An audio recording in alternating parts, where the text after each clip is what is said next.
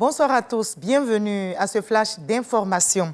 Le président Alassane Ouattara est au Ghana. Il est l'invité d'honneur des festivités du 67e anniversaire de la République du Ghana. Le chef de l'État ivoirien et son homologue ghanéen se réjouissent de leur excellent lien d'amitié, de coopération qui se consolide au fil des ans. Le roi des Ashanti, Sa Majesté Otunfo Osei Tutu II, se réjouit de la présence du président Alassane Ouattara sur les terres du Ghana et salue les bonnes relations de fraternité qui unissent les deux peuples ivoiriens et ghanéens. La Côte d'Ivoire entretient aussi d'excellentes relations d'amitié et de coopération avec l'Égypte. Le vice-président Temoko Meliet Kone vient d'échanger justement avec l'ambassadeur d'Égypte dans notre pays. La coopération bilatérale va être boostée. Le diplomate égyptien a réaffirmé la volonté de son pays d'approfondir les relations dans divers domaines, comme nous le rapporte Mama Traoré. Les relations entre la Côte d'Ivoire et la République arabe d'Égypte vont s'intensifier. C'est ce qui ressort de l'entretien qu'a accordé ce mercredi le vice-président de la République, Temoko Meliet Kone, à Seif Chérif, ambassadeur de ce pays d'Afrique du Nord. Ensemble, les deux personnalités ont évoqué les domaines de coopération dans lesquels les deux pays pourraient consolider leurs liens. J'ai commencé par féliciter Monsieur le vice-président et les autorités ivoiriennes pour la belle organisation de la Coupe d'Afrique des Nations et pour la victoire glorieuse de la Côte d'Ivoire.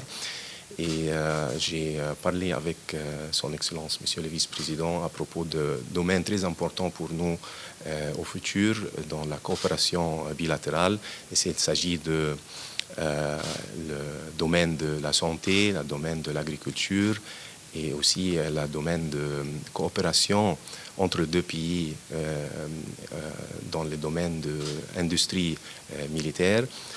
Et Monsieur le vice-président m'a indiqué que les portes sont ouvertes en Côte d'Ivoire pour la coopération égypto-ivoirienne. Preuve de l'intérêt croissant de l'Égypte pour la Côte d'Ivoire, l'annonce récente de la reprise des vols de la compagnie Egypt Air vers Abidjan. Pour rappel, en 2019, le président égyptien Abdel Fattah el-Sisi avait effectué une visite d'amitié et de travail en Côte d'Ivoire. La Direction générale du Trésor et de la comptabilité publique a un nouveau patron. Il se nomme aussi Arthur Augustin Pascal. Il a été nommé par décret présidentiel et sa nomination fait suite à un appel à candidature. Aussi Arthur Augustin Pascal, précédemment directeur général adjoint, assurait l'intérim de la Direction générale du Trésor et de la comptabilité publique.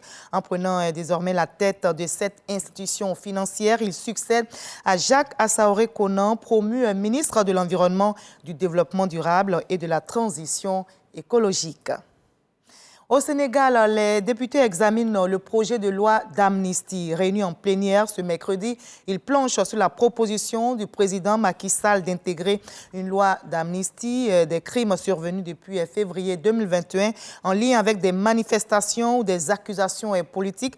Le but est clair, pacifier l'espace politique après le choc provoqué par le report de la présidentielle. Et ce projet de loi d'amnistie a été défendu hier mardi en commission par la ministre de la Justice, Aïssata Tall Sall. On prie pour la quiétude au Proche-Orient, que les armes se taisent au profit de la paix. Nous sommes au 4e jour des pourparlers au Caire, capitale égyptienne. Les discussions débutées dimanche entre l'Égypte, le Qatar et les États-Unis qui font office de médiateurs et le Hamas se poursuivent aujourd'hui au Caire et toujours en l'absence d'Israël qui refuse d'y participer. Les opérations militaires israéliennes ont fait, je rappelle, plus de 30 000 morts selon l'État du Hamas dans la bande de Gaza. Et ce sont en majorité des civils, selon le dernier bilan communiqué aujourd'hui même par le ministère de la Santé du Hamas. On va terminer par les États-Unis d'Amérique où un match retour entre Joe Biden et Donald Trump se dessine pour la présidentielle de novembre prochain. Après le Super Tuesday ou Super Mardi, l'ex-président et l'actuel locataire de la Maison-Blanche vont s'affronter dans les urnes pour la présidentielle. Après les primaires américaines, Donald Trump a raflé 13 États sur les 15 en jeu, confirmant ainsi sa marche triomphante vers l'investiture républicaine. Joe Biden est aussi assuré de son investiture côté démocrate. Il a remporté 13 États. Je vous retrouve à 20h pour la grande édition, mais juste après ce Flash Info, je vous invite à suivre l'info régionale pour avoir toutes les nouvelles de nos très belles régions ivoiriennes. À tout à l'heure.